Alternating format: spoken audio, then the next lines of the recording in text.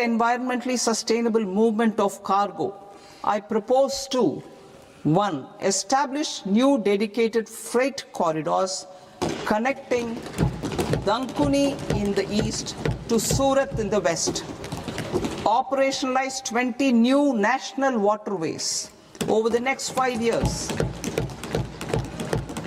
Starting with National Waterways 5 in Orissa to connect mineral-rich areas of Talcher and Angul and industrial centers like Kalinga Nagar to the ports of Paradeep and Dhamra. Training institutes will be set up as regional centers of excellence for development of required manpower for these waterways. This will benefit youth in the entire stretch of the waterways to train and acquire skills. Further, a ship repair ecosystem catering to inland waterways will also be set up at Varanasi and Patna. And C, launch a coastal cargo promotion scheme for incentivizing a modal shift from rail to road to increase the share of inland waterways and coastal shipping from 6% to 12% by 2047. To enhance last mile and remote connectivity and promote tourism, I propose to give incentives to indigenize manufacturing of seaplanes. A seaplane VGF scheme will be also introduced to provide support for operations. Carbon capture, utilization and storage. Aligning with the roadmap launched in December 2025, the carbon capture, utilization and storage technologies at scale will achieve higher readiness and in end-use application across 5 industrial sectors, including power, steel, cement, refineries, and chemicals. An outlay of 20,000 crore is proposed over the next 5 years for this purpose. City economic regions. Cities are India's engines of growth, innovation, and opportunities. We shall now focus on Tier 2, Tier 3 cities, and even temple towns, which need modern infrastructure and basic amenities. This budget aims to further amplify the potential of cities to deliver the economic power of agglomerations by mapping city economic regions based on their specific growth drivers. An allocation of 5,000 crore per CER over 5 years is proposed for implementing their plans through a challenge mode with a reform-cum-result-based financing mechanism. In order to promote environmentally sustainable passenger systems, we will develop 7 high-speed rail corridors between cities as growth connectors, namely Mumbai to Pune, Pune to Hyderabad, Hyderabad to Bengaluru, Hyderabad to Chennai, Chennai to Bengaluru, Delhi to Varanasi, Varanasi to Siliguri.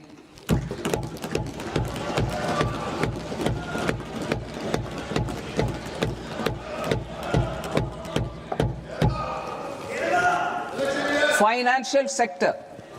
The Indian banking sector today is characterized by strong balance sheet, historic highs in profitability, improved asset quality, and coverage exceeding 98% of villages in the country.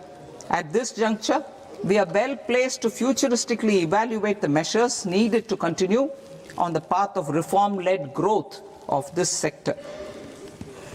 I propose setting up a high-level committee on banking for Vikasit Bharat.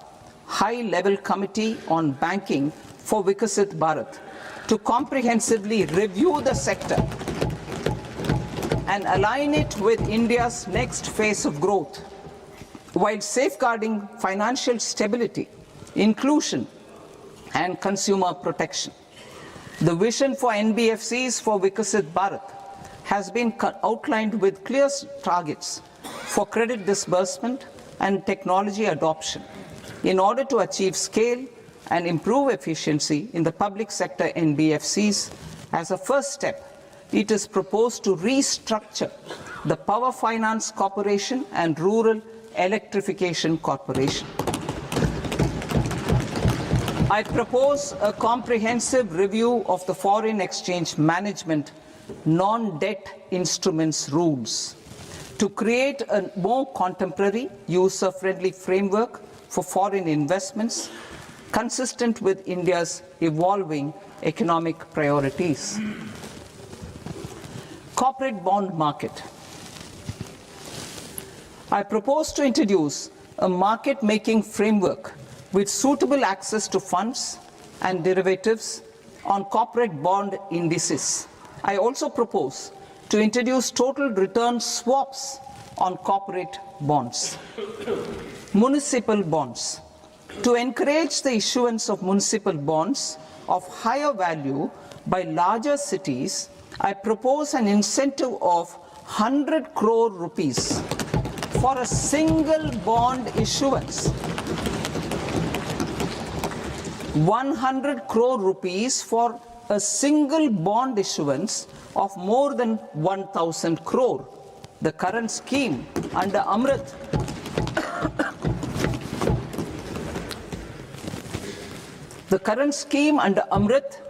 which incentivizes issuances up to 200 crores only, will also continue to support smaller and medium towns. That will also continue to support the smaller and medium towns. Ease of doing business. Individual persons resident outside India, PROI, will be permitted to invest in equity instruments of listed Indian companies through the portfolio investment scheme. It is also proposed to increase the investment limit for an individual PROI under the scheme from 5% to 10%, with an overall investment limit for all individual PROIs to 24% from the current 10%. Emerging technologies including AI. 21st century is technology driven. Adoption of technology is for the benefit of all people. Farmers in the field, women in STEM, youth keen to upskill, and Divyangjan to access newer opportunities. The government has taken several steps to support new technologies through AI Mission, National Quantum Mission, Anusandhan National Research Fund, and Research and Development and Innovation Fund.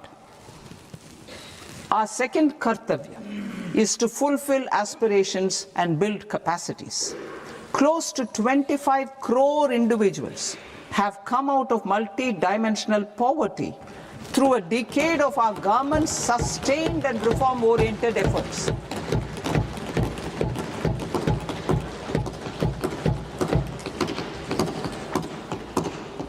Our government has therefore decided to place a renewed emphasis on the service sector to provide a pathway to fulfilling aspirations of a youthful India with the following measures.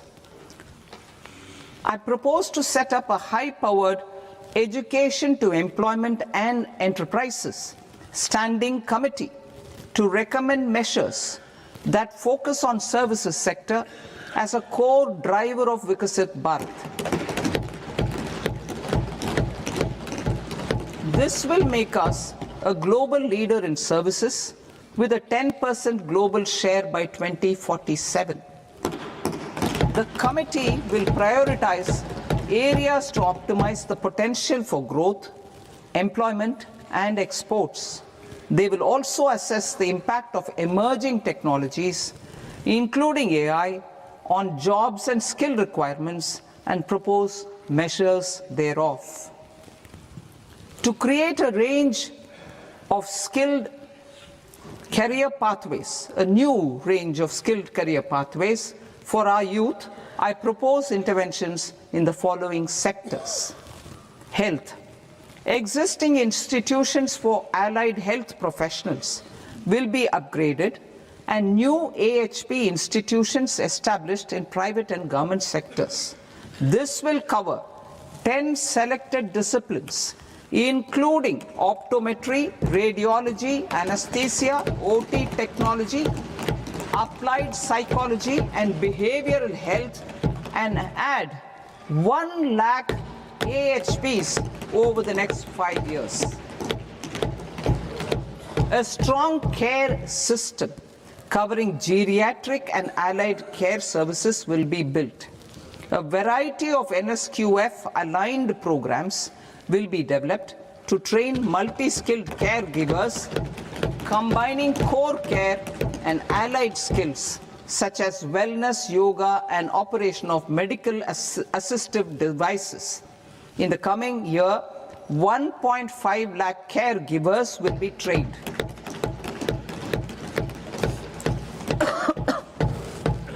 Hubs for medical value tourism.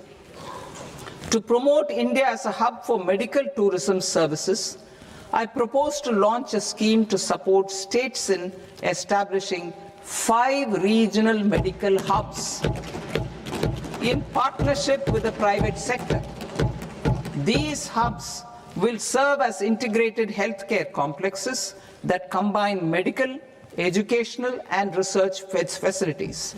They will have Ayush centers, medical value tourism facilitation centers, and infrastructure for diagnostics, post-care, and rehabilitation. These hubs will provide diverse opportunities, job opportunities for health professionals, including doctors and AHPs. Ancient Indian yoga, already respected in several parts of the world, was given a mass global recognition when Honorable Prime Minister took it to the UN. Post-COVID, Ayurveda gained a similar global acceptance and recognition. Exporting quality Ayurveda products helps farmers who grow the herbs and youth who process the products. To meet growing global demand, a few more steps are being taken. I propose to 1. Set up 3 new All India Institutes of Ayurveda. 2. Upgrade Ayush pharmacies and drug testing labs for higher standards of certification ecosystem and make available more skilled personnel. 3. Upgrade the WHO Global Traditional Medicine Center in Jamnagar to bolster evidence-based research, training, and awareness for traditional medicine. Animal husbandry. Livestock contributes to close to 16% of farm income, including of poor and marginal households. To scale up availability of veterinary professionals by more than 20,000, I propose to roll out a loan-linked capital subsidy support scheme for establishment of veterinary and para-veterinary colleges, veterinary hospitals, diagnostic laboratories, and breeding facilities in private sector. Collaboration between Indian and foreign institutions will also be facilitated. Orange economy. India's animation, visual effects, gaming and comics sector, AVGC sector, is a growing industry projected to require 2 million professionals by 2030. I propose to support the Indian Institute of Creative Technologies, Mumbai, in setting up AVGC content creator labs in 15,000 secondary schools all over the country and 500 colleges. The Indian design industry is expanding rapidly, and yet there is a shortage of Indian designers. I propose to establish, through Challenge Route, a new National Institute of Design to boost design education and development in the eastern region of India. Education. Our government will support states through challenge route in creating 5 university townships in the vicinity of major industrial and logistics corridors. These planned academic zones will host multiple universities, colleges and research institutions, skill centers and residential complexes. In higher education, STEM institutions, prolonged hours of study and laboratory work pose some challenges for girl students. Through VGF, Viability Gap Funding and capital support, one girls' hostel will be established in every district.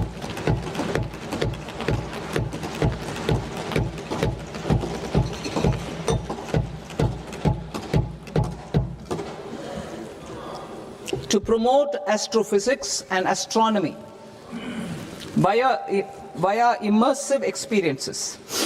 4 telescope infrastructure facilities will be set up or upgraded. The National Large Solar Telescope, the National Large Optical Infrared Telescope, the Himalayan Chandra Telescope, and the Cosmos 2 Planetarium. Tourism. The tourism sector has the potential to play a large role in the employment generation, forex earnings, and expanding the local economy. I propose to set up a National Institute of Hospitality by upgrading the existing National Council for Hotel Management and Catering Technology. It will function as a bridge between academia, industry, and government. I also propose a pilot scheme for upskilling 10,000 guides in 20 iconic tourist sites through a standardized, high-quality, 12-week training course in hybrid mode in collaboration with the Indian Institute of Management. A national destination digital knowledge grid will be established to digitally document all places of significance, cultural, spiritual, and heritage. This initiative will create a new ecosystem of jobs for local researchers, historians, content creators, and technology partners. India has the potential and opportunity to offer world-class trekking and hiking experience. We will develop ecologically sustainable mountain trails in Himachal Pradesh, Uttarakhand, and Jammu Kashmir. Also in Araku Valley in the Eastern Ghats and Podigai Malai in the Western Ghats. Turtle trails along key nesting sites in the coastal areas of Odisha, Karnataka, and Kerala. And 3 bird watching trails along the Pulikat Lake in Andhra Pradesh, Tamil Nadu. It's on the border. Under the Vision in 2020, global big catters from 95 range countries will deliver. I propose to develop 15 archaeological sites, including Lothal, Dolavira, Rakhi Gadi, Adichanallur, Saranath, Hastinapur, and Leh Palace into vibrant experiential cultural destinations. Excavated landscapes will be open to the public through curated walkways. Immersive storytelling skills and technologies will be introduced to help conservation labs, interpretation centers, and guides. The sports sector provides multiple means of employment, skilling, and job opportunities.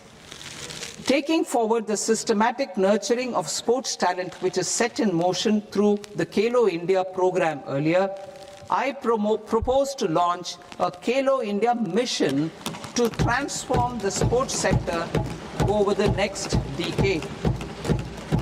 The mission will facilitate an integrated talent development pathway supported by training centers, which are foundational, intermediate, and elite levels. B, systematic development of coaches and support staff. C, integration of sports science and technology. D, competitions and leagues to promote sports culture and provide platforms. And E, development of sports infrastructure for training and competition. Our third Kartavya aligns with our vision of Sabka Saath, Sabka Vikas towards Vikasit Bharat. This requires targeted efforts for 1. Increasing farmer incomes through productivity enhancement and entrepreneurship, with special attention to small and marginal farmers. B, empowering Divyangjan through access to livelihood opportunities, training, and high-quality assistive devices. C, empowering the vulnerable to access mental health and trauma care. D, focus on the Purvodaya states and the Northeast region to accelerate development and employment opportunities. Fisheries. We will undertake initiatives for integrated development of 500 reservoirs and Amrit Sarovars. 2. Strengthen the fisheries value chain in coastal areas and enable market linkages involving startups and women-led groups together with fish farmer producer organizations. Animal husbandry. To provide quality employment opportunities in rural and peri-urban areas, we will support the animal husbandry sector in entrepreneurship development through A, credit-linked subsidy program, B, scaling up and modernization of livestock enterprises, C, enhanced creation of livestock, dairy, and poultry enhanced creation of livestock, dairy, and poultry-focused integrated value chains, and D, encourage creation of livestock farmer-producer organizations. High-value agriculture. To diversify farm outputs, increase productivity, enhance farmers' incomes, and create new employment opportunities, we will support high-value crops such as coconut, sandalwood, cocoa, cashew in the coastal areas, agar trees in northeast, and nuts such as almonds, walnuts, and pine nuts in our hilly regions. These, all of them, will be supported. India is the world's largest producer of coconuts. About 30 million people, including nearly 10 million farmers, depend on coconuts for their livelihood. To further enhance competitiveness in coconut production, I propose a coconut promotion scheme to increase production and enhance productivity through various interventions, including replacing and non-productive trees with new saplings or plants or varieties in major coconut growing states. A dedicated program is proposed for Indian cashew and cocoa to make India self-reliant in raw cashew and coconut production and processing, enhance export competitiveness, and transform Indian cashew and Indian cocoa into premium global brands by 2030. Sandalwood. Sandalwood is closely linked to India's social and cultural heritage. Our government will partner with state governments to promote focused cultivation and post-harvest processing to restore the glory of the Indian sandalwood ecosystem, to rejuvenate old, low-yielding orchards, and expand high-density cultivation of walnuts, almonds, and pine nuts. That is virtually integrated system to access agricultural resources. I propose to launch Bharat Vistar, a multilingual AI tool that shall integrate the AgriStack portals and the ICAR package on agricultural practices with AI systems. This will enhance farm productivity, enable better decisions for farmers, and reduce risk by providing customized advisory support. She Marts for rural women-led enterprises. Building on the success of Lakpati Didi program, I propose to help women take the next step from credit-linked livelihoods to being owners of enterprises. Self-help entrepreneur, She Marts will be set up as community-owned retail outlets within the cluster-level federations through enhanced and innovative financing instruments. Empowering Divyangjan. Divyangjan Kaushal Yojana. Information technology, AVGC sectors, hospitality and food and beverages sectors often offer task-oriented and process-driven roles which are suitable for Divyangjan. We will ensure dignified livelihood opportunities through industry-relevant and customized training specific to each Divyangjan group. Divyang Sahara Yojana. Timely access to high-quality assistive devices for all eligible Divyangjan is a fundamental need. I propose to 1. Support the Artificial Limbs Manufacturing Corporation of India, Alimco, to set up and to scale up production of assistive devices, invest in R&D and AI integration, strengthen PM Divyasha Kendras, and support setting up of assistive technology marts as modern retail style centers where Divyangjan and senior citizens can see, try and purchase assistive products.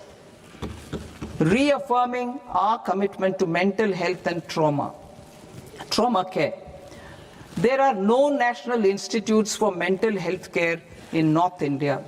We will therefore set up a NIMHANS 2 and also upgrade national mental health institutes in Ranchi and in Tezpur as regional apex institutions.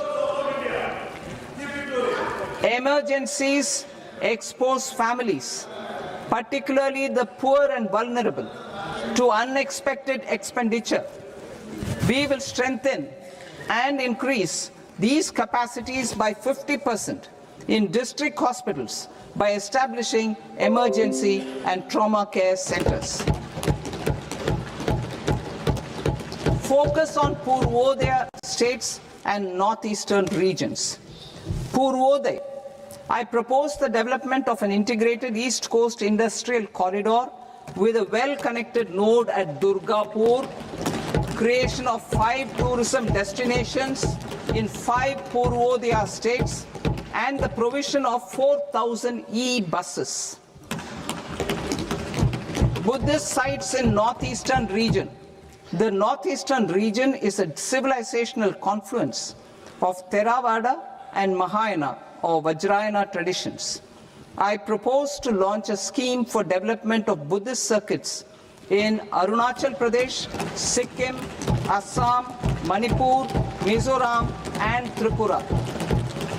The scheme will cover centers, connectivity, and pilgrim amenities. 16th Finance Commission. On 17th November 2025, the 16th Finance Commission submitted its report to the President.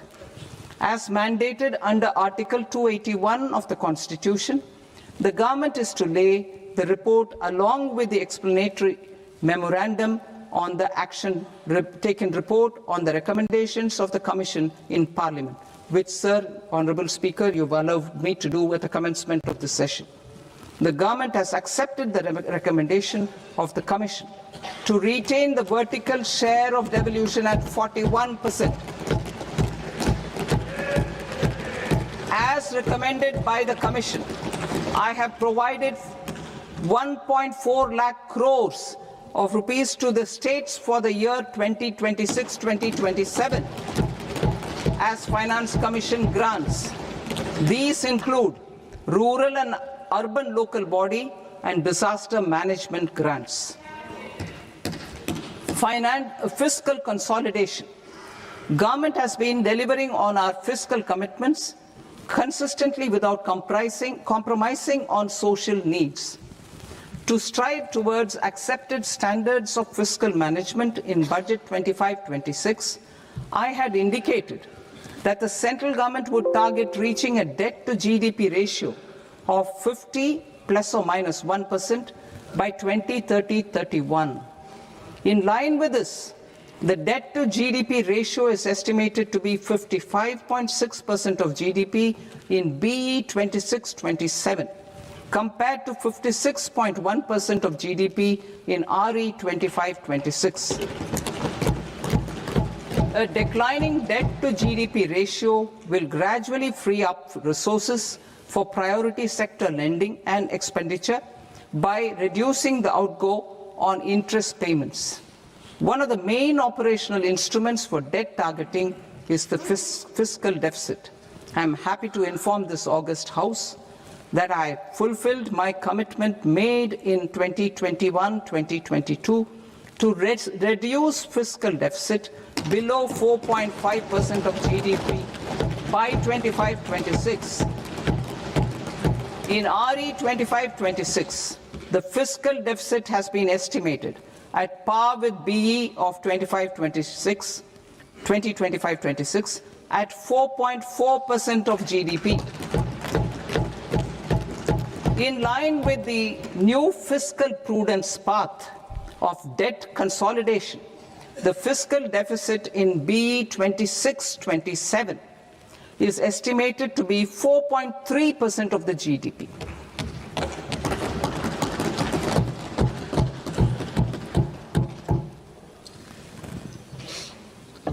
The revised estimates of the non-debt receipts are 34 lakh crore rupees, of which the centre's net tax receipts are 26.7 lakh crore. The revised estimate of the total expenditure is 49.6 lakh crore rupees, of which the capital expenditure is about 11 lakh crores. Budget estimates 2026 to 2027. Coming to 26-27, the non-debt receipts and the total expenditure are estimated as 36.5 lakh crore and 53.5 lakh crore respectively. The centre's net tax receipts are estimated at 28.7 lakh crore rupees. To finance the fiscal deficit, the net market borrowings from dated securities are estimated at 11.7 lakh crore rupees. The balance financing is expected to come from small savings and other sources. The gross market borrowings are estimated at 17.2 lakh crore rupees. I'll now move to Part B. Part B, direct taxes.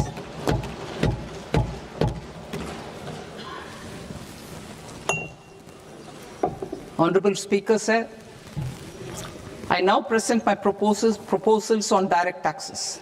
New Income Tax Act. In July 2024, I announced a comprehensive review of the Income Tax Act 1961. This was completed in a record time, and the Income Tax Act 2025 will come into effect from 1st April 2026. The simplified income tax rules and forms will be notified shortly, giving adequate time to taxpayers to acquaint themselves with its requirements. The forms have been redesigned such that ordinary citizens can comply without difficulty. Ease of living. I propose that any interest awarded by the Motor Accident Claims Tribunal to a natural person will be exempt from income tax, and any TDS on this account will be done away with. I propose to reduce TCS rate on the sale of overseas tour program package from the current 5% and 20% to 2% without any stipulation of amount. Subsidy support scheme for establishing. I propose to reduce TCS rate for pursuing education and for medical purposes under the liberalized remittance scheme, popularly known as LRS, from 5% to 2%. Supply of manpower services is proposed to be specifically brought within the ambit of payment to contractors for the purpose of TDS to avoid ambiguity. Thus, TDS on these services will be at the rate of either 1% or 2% only. I propose a scheme for small taxpayers, wherein a rule-based automated process will enable obtaining a lower or nil deduction certificate instead of filing an application with the assessing officer. For the ease of taxpayer holding securities in multiple companies, I propose to enable depositories to accept Form 15G or Form 15H from the investor and provide it directly to various relevant companies. I propose to extend time available for revising returns from 31st December to up to 31st March with the payment of a nominal fee. I also propose to stagger the timeline for filing of tax returns. Individuals with ITR 1 and ITR 2 returns will continue to file till 31st July, and non-audit business cases or trusts are proposed to be allowed time till 31st August. TDS on sale of immovable property by a non-resident is proposed to be deducted and deposited through resident buyers and his or her PAN-based challan instead of requiring a TAN, which is a temporary accounting number. To address practical issues of small taxpayers like students, young professionals, tech employees, relocated NRIs, and such others, I propose to introduce a one-time 6-month foreign asset disclosure scheme for these taxpayers to disclose income or assets below a certain size. This scheme discloses their overseas income or assets, and B, who disclose their overseas income and or paid due tax but could not declare the asset acquired. For category A, the limit of undisclosed income or asset is proposed. They need to pay 30% of fair market value of asset or 30% of undisclosed income as tax and 30% as additional income tax in lieu of penalty, and would thereby get immunity from prosecution. For category B, asset value is proposed to be up to 5 crore rupees. Here, immunity from both penalty and prosecution will be available with a payment of fee of 1 lakh rupees. Rationalizing penalty and prosecution. Multiplicity of proceedings are hindrance to the ease of doing business. I propose to integrate assessment and penalty proceedings by way of a common order for both. There will be no interest liability on the taxpayer on the penalty amount for the period of appeal before the first appellate authority, irrespective of the outcome of appeal process. Further, quantum of prepayment is being reduced from 20% to 10% and will continue to be calculated only on core tax demand. As an additional measure for reducing litigation, I propose to allow taxpayers to update their returns even after reassessment proceedings have been initiated, and an additional 10% tax rate over and above the rate applicable for the relevant year. The assessing officer will then use only this updated return in his proceedings. There is already a framework for immunity from penalty, for immunity to misreporting too. However, in such a case, the taxpayer will need to pay 100% of the tax amount as an additional income tax over and above the tax and interest due. Penalties for certain technical defaults, such as failure to get accounts audited, non-furnishing of transfer pricing audit report, and default in furnishing statement for financial transactions are proposed to be converted into fee.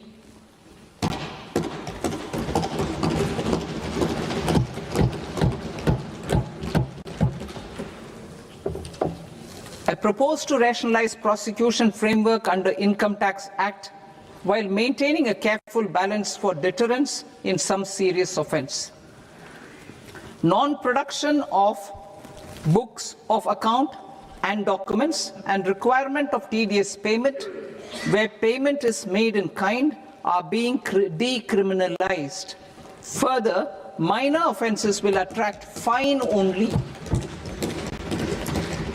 The remaining prosecutions will be graded commensurate with the quantum of offence. They will entail only simple imprisonment with maximum imprisonment reduced to 2 years and power to courts to convert even those into fines. There is no penalty. There is no penalty presently for non-disclosure of non-immovable foreign assets with aggregate value less than 20 lakh rupees. I propose to also provide them with immunity from prosecution with retrospective effect from 1/10/2024.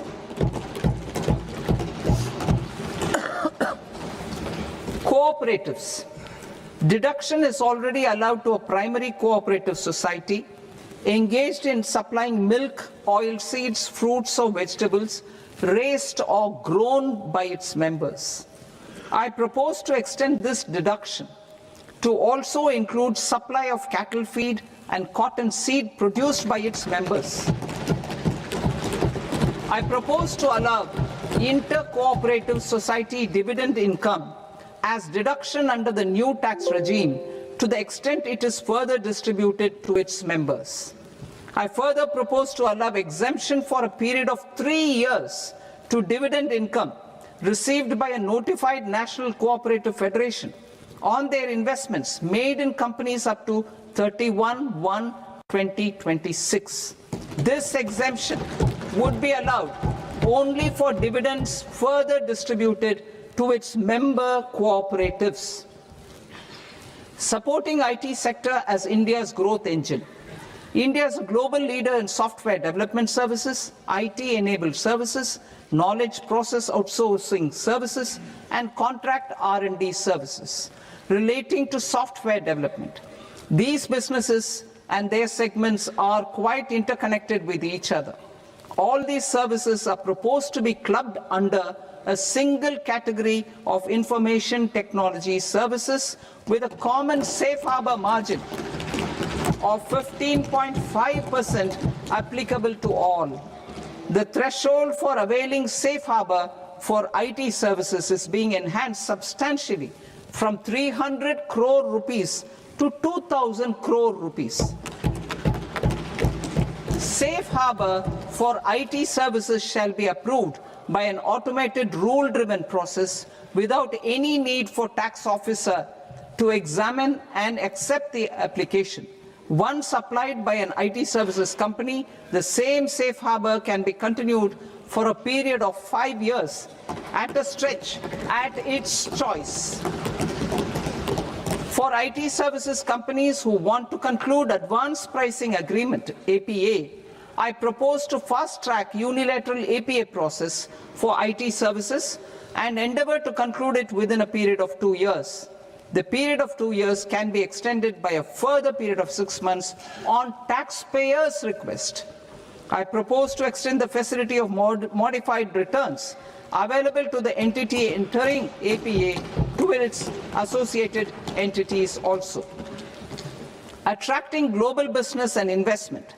Recognizing the need to enable critical infrastructure and boost investment in data centers, I propose to provide tax holiday till 2047 to any foreign company that provides cloud services to customers globally by using data center services from India.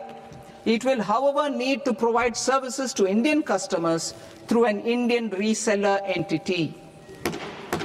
I also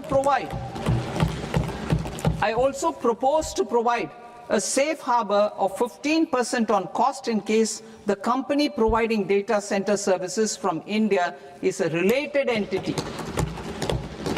To harness the efficiency of just-in-time logistics for electronic manufacturing, I propose to provide safe harbor to non-residents for component warehousing in a bonded warehouse at a profit margin of 2% of the invoice value.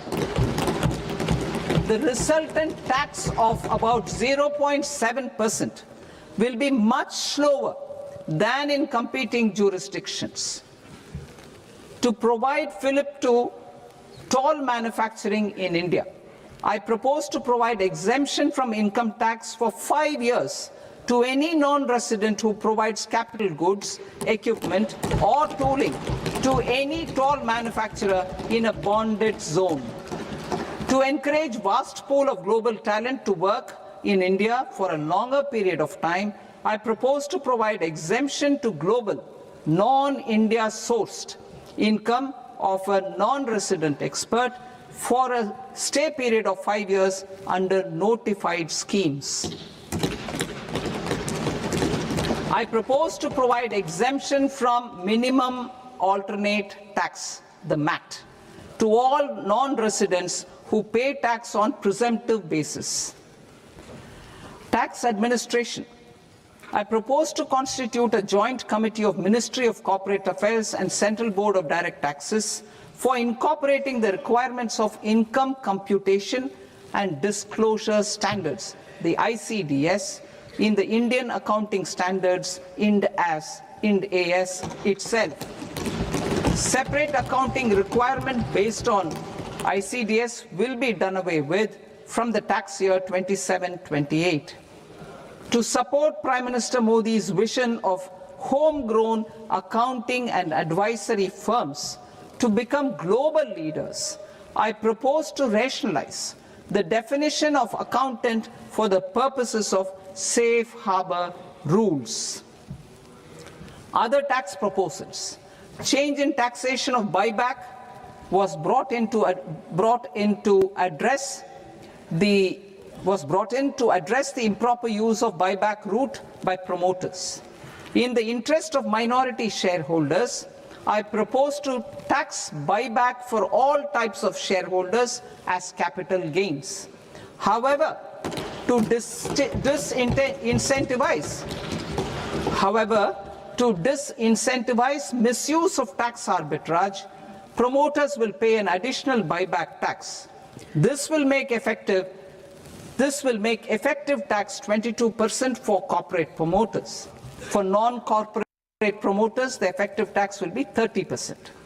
TCS rate for sellers of specific goods, namely alcoholic liquor, scrap, and minerals, will be rationalized to 2%, and that on tendu leaves will be reduced from 5% to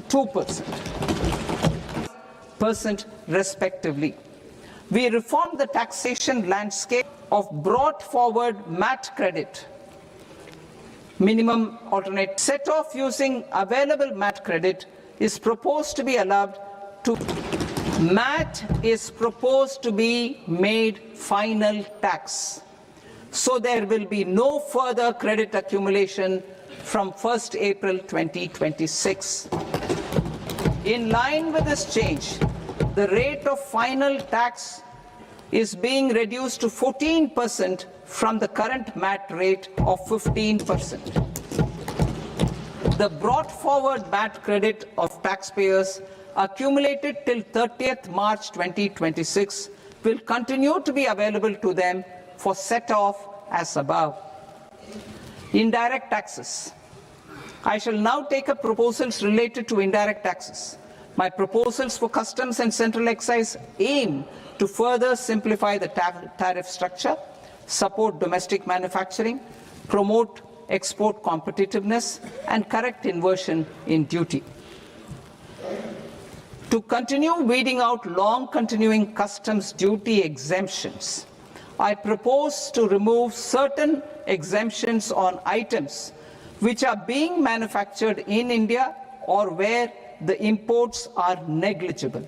Similarly, to further simplify the process of ascertaining the rate of duty applicable on a particular item, I propose to incorporate certain effective rates in various customs notifications to the tariff schedule itself.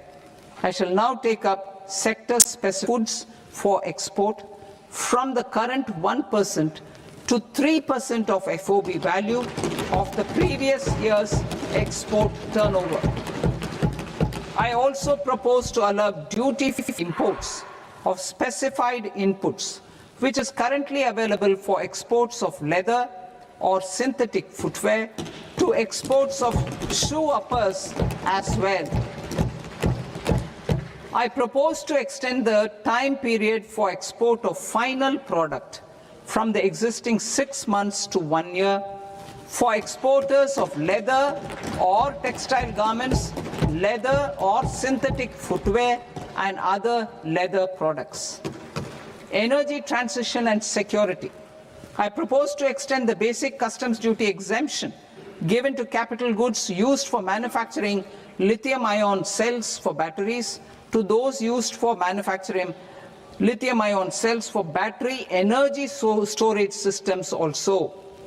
I propose to exempt basic customs duty on import of sodium antimonate for use in manufacture of solar glass. Nuclear power. I propose to extend the existing basic customs duty exemption on imports of goods required for nuclear power projects till the year 2035 and expand it for all nuclear plants irrespective of their capacity.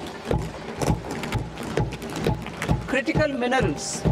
It is proposed to provide basic customs duty exemption to the import of capital goods required for the processing of critical minerals in India. Biogas blended CNG. I propose to exclude the entire value of biogas while calculating the central excise duty payable on biogas blended CNG. Civil and defense aviation. I propose to exempt basic customs duty on components and parts required for the manufacture of civilian training and other aircrafts. It is proposed to exempt basic customs duty on raw materials imported for the manufacture of parts of aircraft to be used in maintenance, repair, or overall requirements by units in the defense sector. Electronics. To deepen value addition in the consumer electronics sector, I propose to exempt basic customs duty on specified parts used in the manufacture of microwave ovens. Special economic zone. To address the concerns arising about utilization of capacity by manufacturing units in the special economic zones due to global trade disruptions, I propose as a special one-time measure to facilitate sales by eligible manufacturing units in SEZs to the domestic tariff area at concessional rates of duty. The quantity of such sales will be limited to a prescribed proportion of their exports. Necessary regulatory changes will be undertaken to operationalize the measures while ensuring level playing field for the units working in the DTA. Ease of living.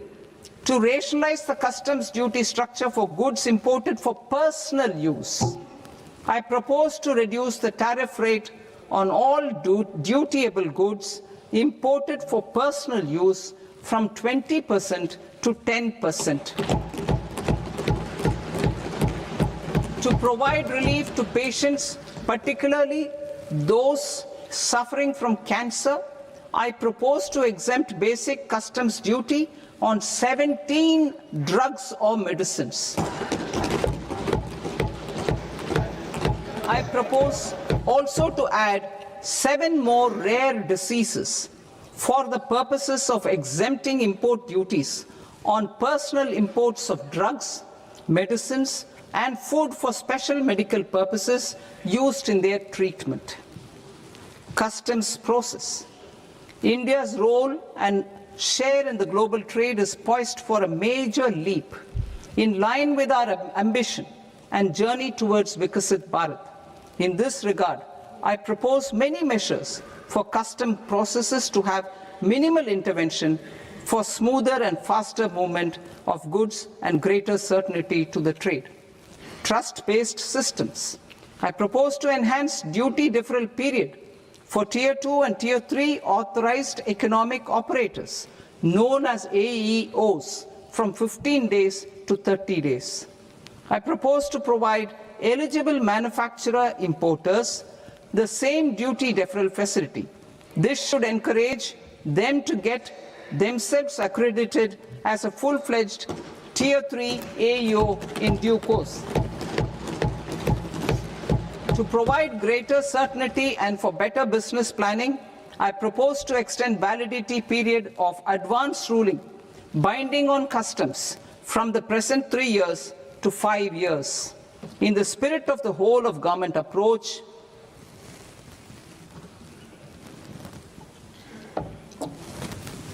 government agencies will be encouraged to leverage AEO accreditation for preferential treatment in clearing their cargo. Regular importers with trusted long-standing supply chains will be recognized in the risk system so that the need for verification of their cargo every time can be minimized. Export cargo using electronic sealing. Export cargo using electronic sealing will be provided through clearance from the factory premises to the ship. For import of goods not needing any compliance, filing of bill of entry by a trusted importer and arrival of goods will automatically notify customs for completing their clearance formalities. This will enable goods to be released immediately on arrival. The customs warehouse framework will be transformed into a warehouse operator-centric system with a self-declarations, electronic tracking, and risk-based audit. These reforms will move away from the current system of officer-dependent approvals and reduce transaction delays and compliance costs.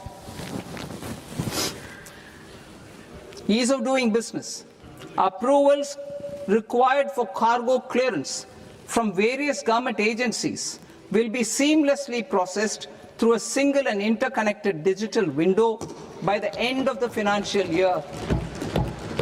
Processes involved in clearance of food, drugs, plant, and animal and wildlife products, accounting for about 70% of interdicted cargo, will be operationalized on this system by April 2026 itself. For goods not having any compliance requirement, clearance will be done by customs immediately after online registration is completed by the importer, subject to the payment of duty. Customs integrated system will be rolled out in 2 years as a single integrated and scalable platform for all customs processes. Utilization of non-intrusive scanning with advanced imaging and AI technology for risk assessment will be expanded in a phased manner with the objective to scan every container across all the major ports. New export opportunities to support Indian fishermen to fully harness the economic value of marine resources beyond our territorial waters. The following measures will be taken. A. Fish catch by an Indian fishing vessel in exclusive economic zone or on the high seas will be made free of duty. landing of such fish on foreign port will be treated as export of goods. Safeguards will be put in place to prevent misuse during fish catch, transit, or transshipment. To support aspirations of India's small businesses, artisans, and startups to access global markets through e-commerce, I am pleased to announce complete removal of the current value cap of 10 lakh rupees per consignment on exports. I propose to revise provisions concerns of passengers. The revised rules will enhance duty-free allowances in line with the present-day travel realities and provide clarity in temporary carriage of goods brought in or taken out. There are honest taxpayers who are willing to settle disputes by paying all their dues, but they get deterred due to negative connotation associated with penalty. They will now be able to close cases by paying an additional amount in lieu of penalty. Honorable Speaker, sir, with this, I commend the budget to this august House. Jai Hind.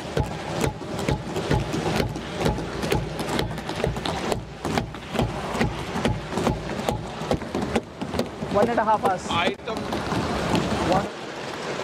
Item number 3 माननीय वित्त मंत्री जी।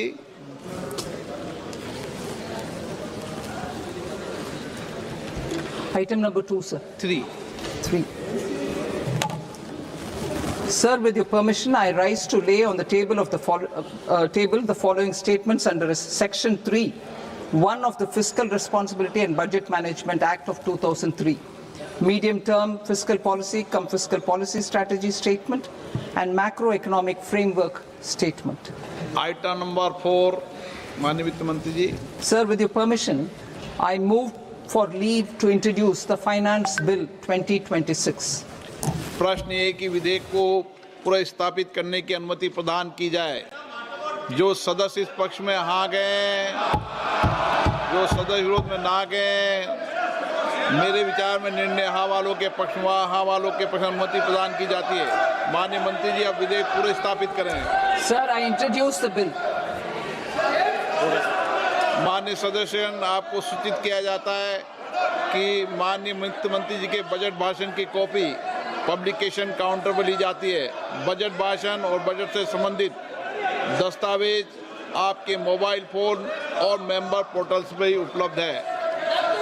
सभा की कार्रवाई कल सोमवार दिनांक 2 फरवरी 2026 को प्राप्त 11 बजे तक के लिए स्थगित की जाती है।